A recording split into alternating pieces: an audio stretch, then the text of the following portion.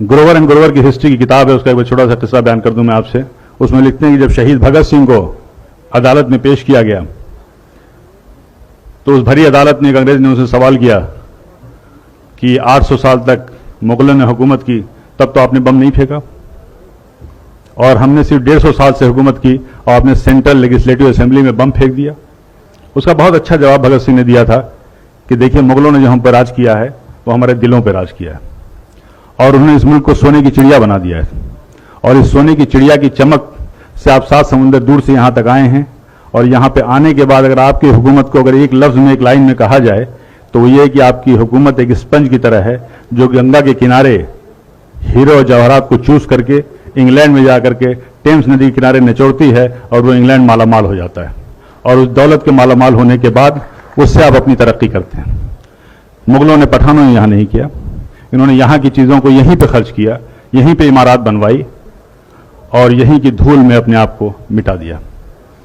यह था भगत सिंह का जवाब। की छुपी नहीं है कि मुसलमानों का जो किरदार रहा है, जो कुर्बानियां रही इस मुल्क की तरक्की में, इस मुल्क की आज़ादी में, वो लासानी रहा है, बेमिसाल रहा है। और अगर देखा जाए तो ये मुल्क जो है, अगर आप तारीख में देखें तो हिंदुस्तान जो हमारा मुल्क है, मुत्तहिद मुल्क नहीं था। बेशुमार राजा रजवाड़े थे, रियासतें थीं, उस पर हुकूमत करते थे उन पर। लेकिन जब मुसलमान यहाँ पे आए हुकूमत के लिए, सबसे पहला जो काम उन्होंने किया था वो ये किया था कि इस मुल्क को एक किया था, वो बंगाल से लेकर अफगानिस्तान तक, और इस मुल्क को मुत्तहिद किया था। ये हमारी खूबियां थी। अगर जंगी निज़ाम की बात करें, जो हम वार स्ट्रेटजी की बात करते हैं, तो सबसे पहली तो इस मुल्क हिंदुस्तान में ज़हीरुद्दीन बाबर लाए थे।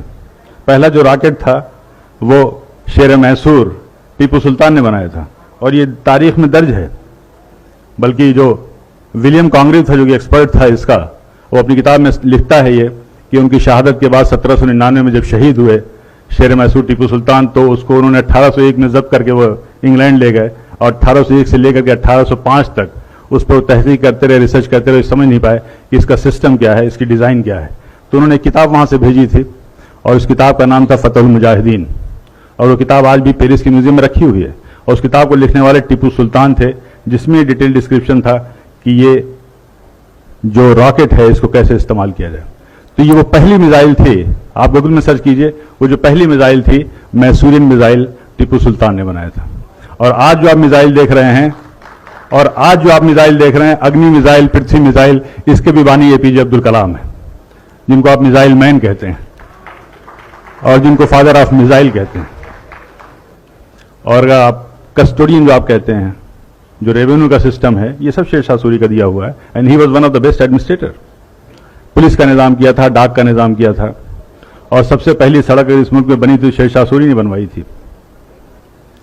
करेंसी सिस्टम में बदलाव लाए थे। रुपए जो जिसको कहते हैं आप यूज, शेर शाह सूरी का वो था। ग्रैंड ट्रंक जो रोड थी कलकत्ता से लेकर के पेशावर तक, ग्रैंड ट्रंक रोड उसी की यादगार है। बगावत की, जंग आज़ादी की, तो पहली जो बगावत थी वो 1773 में हुई थी, और उसका नाम जो था, शायद आप में से ज़्यादातर लोगों को मालूम होगा, फकीर एंड सन्यासी रिबेलियन नाम से नाम था।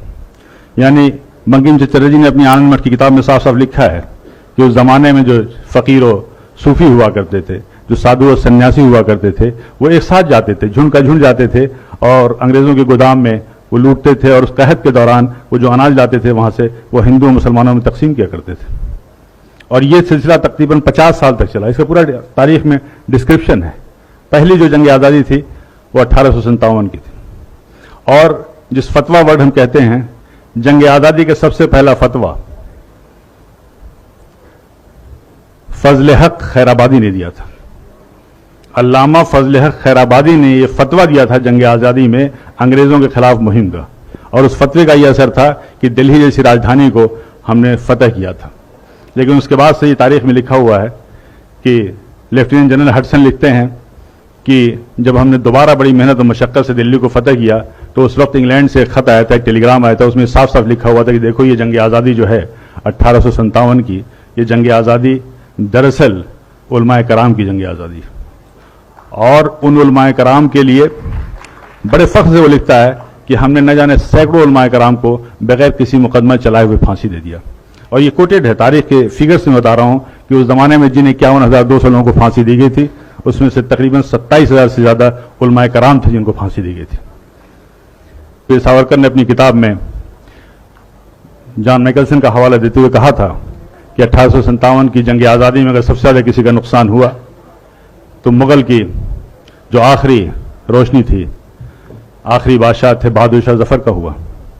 और उन्होंने उसका जॉन मैकलसन का हवाला देते हुए लिखा है कि एक बार उनको नाश्ते पे जब उनसे इसरार किया गया तो बहादुर शाह जफर ने कहा था कि मुझे ख्वाहिश नहीं है। उसके बाद से वो लिखता है कि हम लोगों ने उनकी आंख में जहरीले ऑइंटमेंट लगाना शुरू कर दिए ताकि उनकी बीनाई चली जाए। और उन्हें इस बात का इल्म था कि इस्लामी कानून में, इस्लामी शरीयत में कोई नाबीना अंधा शख्स कहीं का हुक्मरान नहीं हो सकता। और फिर वो दिन भी आया जब उनसे उनकी मर्जी के खिलाफ नाश्ते में उनके प्लेट पे लाल मखमल से ढके हुए 3 सर लाए गए थे, जिनमें 2 सर उनके बेटों के थे और 1 सर उनके पोते का था। ये थे कुर्बानियां। क्या जुल्म सितम के